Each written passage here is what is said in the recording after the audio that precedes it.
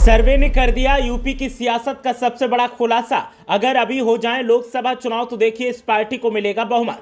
BJP ने भले ही मध्य प्रदेश, छत्तीसगढ़ और राजस्थान में बना ली हो सरकार, लेकिन उत्तर प्रदेश की आवाम दे रही कुछ अलग संकेत। मायावती का डब्बा हो जाएगा गोल, लेकिन सर्वे की रिपोर्ट देख अखिलेश यादव रह गए दंग और बीजेपी का घूम गया माथा। आवाम के दिल में ये कैसी सियासी गाथा।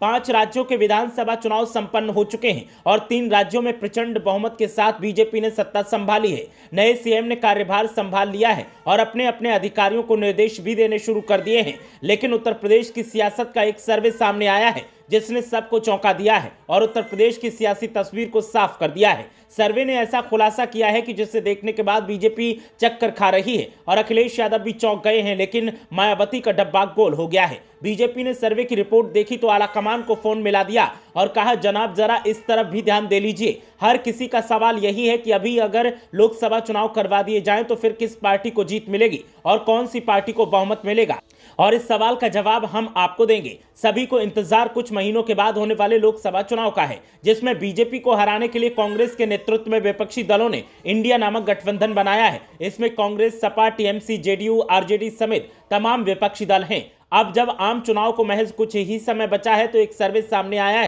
सर्वे की माने तो जो मायावती अकेले दम पर चुनाव लड़ने की तैयारी कर रही हैं, वो चाहे कितनी भी कोशिश कर लें, लेकिन उनके नसीब खोटे दिखाई दे रहे हैं और बीएसपी का डब्बा गोल दिखाई दे रहा है। रही बात सपा और बीजेपी की, तो इन्हीं 2 पार्टियों में टक्कर दिखाई दे रही है और सपा बीजेपी में आमने सामने का मुकाबला है। लेकिन उत्तर प्रदेश में भी बीजेपी के नेतृत्व वाले एनडीए को बम्पर सीटें मिल रही हैं। यूपी में मायावती की बीएसपी अकेले लोकसभा चुनाव लड़ने जा रही है, जबकि अखिलेश यादव, जयंत चौधरी और कांग्रेस के साथ मिलकर चुनाव लड़ने की संभावना है। टाइम्स नाउ और ईटीजी सर्वे में एक बार फिर से यूपी में एनडीए को बम्पर सीटें मिलने का अनुमान है। यूपी की 80 लोकसभा सीटों में से बीजेपी के नेतृत्व वाले एनडीए को 70 से 74 सीटें मिल सकती हैं, जबकि इंडिया गठबंधन को महज 4 से 8 सीटों से ही संतोष करना पड़ सकता है। बीएसपी को 0 से 1 सीट मिलने का अनुमान जताया गया है। इसके अलावा अन्य के खाते में 1 से 3 सीटें जा सकती हैं। इस तरह से साथ मिलकर चुनाव लड़ने से भी विपक्षी दल यूपी में बीजेपी को ज्यादा नुकसान पहुंचाने की स्थिति में नजर नहीं आ रहे हैं। सर्वे की माने तो देश में लगातार तीसरी बार मोदी सरकार की वापसी होने जा रही है।